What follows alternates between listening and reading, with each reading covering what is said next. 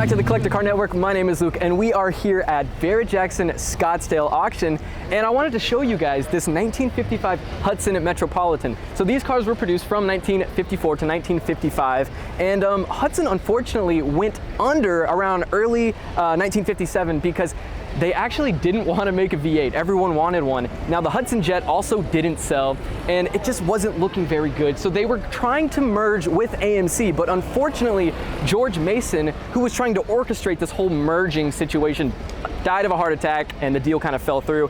AMC eventually did go on to buy the Hudson independent automakers, and also Ford versus General Motors, the price war really took a toll on these independent auto manufacturers. But regardless, in its prime, we have the 1955 Hudson Metropolitan. So let's take a look under the hood here. And what we're looking at is a 1500cc four-cylinder engine mated to a 3-speed manual transmission.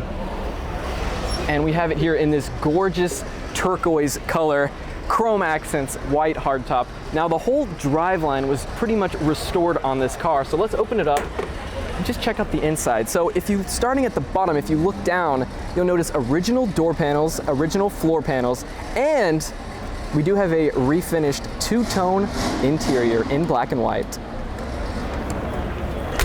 And moving on down to the rear of the car, of course, we have more of that 50s styling chrome. Our rear tire back here, and that's pretty much everything. We really wanted to show you guys this car. We thought it was really cool, and we hope you enjoyed today's video.